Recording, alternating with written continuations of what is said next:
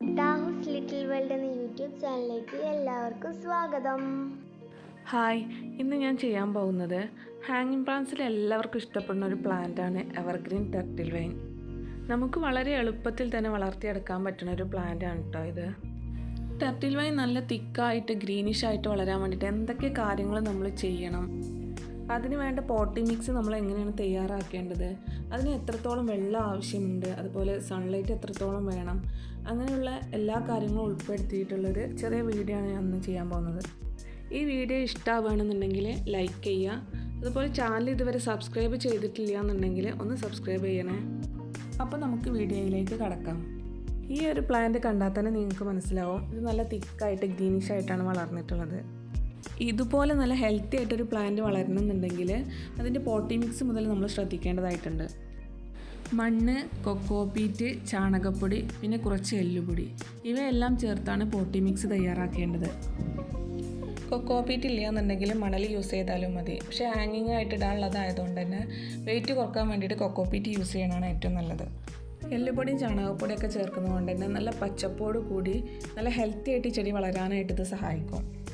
അപ്പോൾ പോട്ടി മിക്സിൻ്റെ കാര്യത്തിൽ ഇവയൊക്കെ ശ്രദ്ധിക്കുക. ഇനി ശ്രദ്ധിക്കേണ്ടത് വെളിച്ചമാണ്.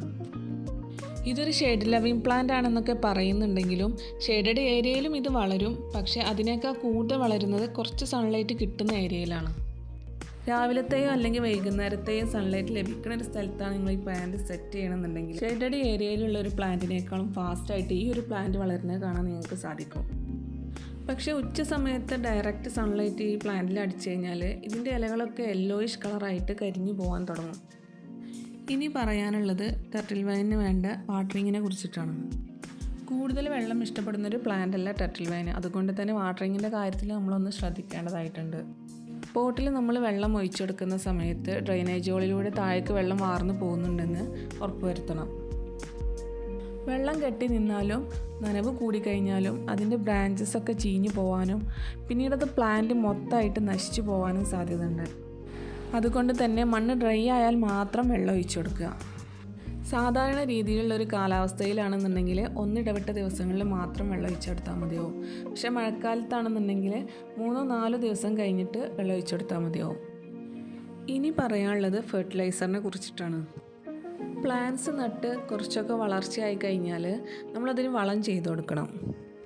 നമ്മൾ തീരെ വളം ചെയ്യാതിരുന്നു കഴിഞ്ഞാൽ കുറേ കഴിയുമ്പോൾ ആ പ്ലാന്റിൻ്റെ ലീഫൊക്കെ യെല്ലോ കളറായിട്ട് കാണാറുണ്ട്. അതുപോലെ തന്നെ അതിൻ്റെ വളർച്ച കുറയും. പിന്നെ അതിൻ്റെ സ്റ്റെമ്മ് നീണ്ടു പോയിട്ട് ഇലകൾ തമ്മിലുള്ള അകലം കൂടി വരാറുണ്ട്. ഇടയ്ക്ക് നമ്മൾ വളം ചെയ്ത് കൊടുക്കുകയാണെന്നുണ്ടെങ്കിൽ കുറേ കാലം നല്ല ഗ്രീനിഷായിട്ട് തിക്കായിട്ട് നമുക്ക് നിലനിർത്താൻ കഴിയും. ഒരു മാസത്തിൽ 2-3 തവണ നമുക്ക് വളം ചെയ്ത് കൊടുക്കാവുന്നതാണ്. പച്ചച്ചാണകം കലക്കി ഒഴിച്ചു കൊടുക്കുന്നത് ഈ ഇലകളുടെ പച്ചപ്പ് നിലനിർത്താൻ നല്ലതാണ്. അതുപോലെ ഗോമൂത്രം ഡയലൂട്ട് ചെയ്തിട്ട് ഒഴിച്ചു കൊടുക്കുക. അത് ഈ ഒരു പ്ലാന്റിന് മാത്രമല്ല എല്ലാ പ്ലാന്റിനും നല്ലൊരു ബെസ്റ്റ് വളമാണ് ഗോമൂത്രം ഡയലൂട്ട് ചെയ്ത് ഒഴിച്ചു കൊടുക്കുന്നത്. അതുപോലെ കടലപ്പിണ്ണാക്ക് പുളിപ്പിച്ച് ഒഴിച്ചു കൊടുക്കുക. പക്ഷേ മഴക്കാലങ്ങളിൽ കടലപ്പിണ്ണാക്ക് പുളിപ്പിച്ചത് ഒഴിച്ചു കൊടുക്കാതിരിക്കണതാണ് നല്ലത്. അത് ഇൻഫെക്ഷൻ വരാനും അതുപോലെ തന്നെ ആ പ്ലാന്റ് നശിക്കാനും ഇത് കാരണമാവും. ഇനി നമുക്ക് ഇതിൻ്റെ പോട്ടി മിക്സ് തയ്യാറാക്കുന്നതും അതുപോലെ തന്നെ ഇത് പ്ലാന്റ് ഉണ്ടോ എന്ന് കണ്ടു നോക്കാം. ഇനി വേണ്ട പ്ലാന്റ് ഈ ഒരു ഏരിയയിൽ നിന്നാണ് ഞാൻ കളക്ട് ചെയ്യാറുള്ളത്.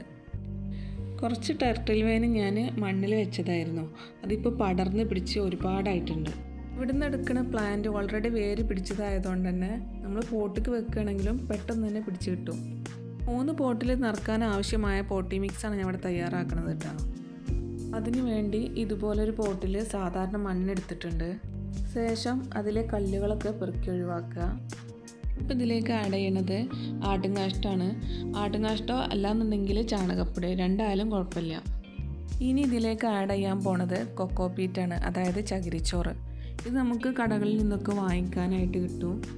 കൊക്കോപീറ്റ് ഒന്ന് നനച്ച് കുതിർത്തെടുത്തതാണിത്. ഇത് 3ഉം ഒരേ അളവിലാണ് നമ്മൾ എടുത്തിട്ടുള്ളത്. ഇനി ഇതിലേക്ക് കുറച്ച് എല്ലുപൊടി ആഡ് ചെയ്യണം.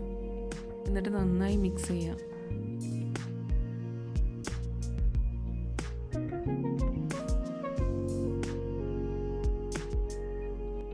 ഇനി ഇതുപോലൊരു പോട്ട് എടുക്കുക.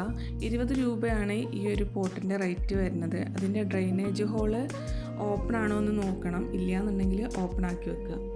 ഇതിൻ്റെ ഹോൾ അടഞ്ഞു പോവാതിരിക്കാൻ വേണ്ടിയിട്ട് ഞാൻ ഈ പോട്ടിൻ്റെ ഏറ്റവും താഴെ ഇതുപോലെ ഓടിൻ്റെ കഷ്ണങ്ങളാണ് വെച്ച് കൊടുക്കുന്നത്. ഓട്ടും കഷ്ണങ്ങൾ ഇല്ലയെന്നുണ്ടെങ്കിൽ കുറച്ച് മെറ്റലോ അല്ലെങ്കിൽ കുറച്ച് കല്ലോ അങ്ങനെ എന്തെങ്കിലും താഴെ ഇട്ട് കൊടുത്താലും മതി. എന്നിട്ട് ഈ പോട്ടി മിക്സിനെ നമുക്കിതിലേക്ക് ഇട്ട് കൊടുക്കുക. ഈ പോട്ടിൽ മുഴുവനായിട്ട് നിറക്കേണ്ട ആവശ്യമില്ല, ഏകദേശം ഇത്രയൊക്കെ നിറച്ചാൽ മതി. ഇനി നമുക്ക് ഇതിലേക്ക് പ്ലാന്റ് വെച്ച് കൊടുക്കാം. ഇത്രയും പ്ലാന്റാണ് ഞാൻ ഇപ്പോൾ ഇവിടെ എടുത്തിട്ടുള്ളത്. അത് ഇതുപോലെ ചുറ്റിലും വെച്ച് കൊടുക്കുക. പോട്ടിന് ചുറ്റിലും പുറത്തേക്ക് തൂങ്ങിയ രീതിയിൽ വെച്ചാൽ മാത്രമേ ഇത് ഹാങ്ങിങ് ആയിട്ട് വരുള്ളൂ എന്നൊന്നും വിചാരിക്കണ്ട. പോട്ടിന് മുകളിൽ കവറാവണ രീതിയിൽ വെച്ചാലും മതി. ശേഷം ഇതുപോലെ ആ പോട്ടി മിക്സ് കുറച്ച് അതിൻ്റെ മുകളിലിട്ട് കൊടുക്കുക.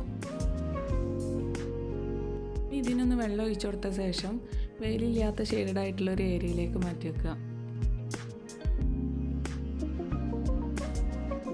സാധാരണ ഞാൻ ഇതുപോലെയാണ് സെറ്റ് ചെയ്ത് വെക്കാറുള്ളത്. ഇതുപോലെ സെറ്റ് ചെയ്ത് ഒരു 20 days കഴിഞ്ഞതാണ് നിങ്ങൾ ഈ കാണുന്നത്. അതുകൊണ്ടാണ് ഞാൻ പറഞ്ഞത് പോട്ടിന് ചുറ്റിലും പുറത്തേക്ക് തൂങ്ങുന്ന രീതിയിൽ പ്ലാന്റ്സ് വെച്ചില്ലെങ്കിലും അത് വളർന്നു വരുമ്പോൾ ഹാങ്ങിങ് ആയിട്ട് തന്നെ വളർന്നു വരും. ഈ വീഡിയോ ഇഷ്ടമായെങ്കിൽ ലൈക്ക് ചെയ്യുക, കമൻറ്റ് ചെയ്യുക. എന്തെങ്കിലും സംശയങ്ങളുണ്ടെന്നുണ്ടെങ്കിൽ കമൻറ്റ് ബോക്സിൽ അറിയിക്കുക.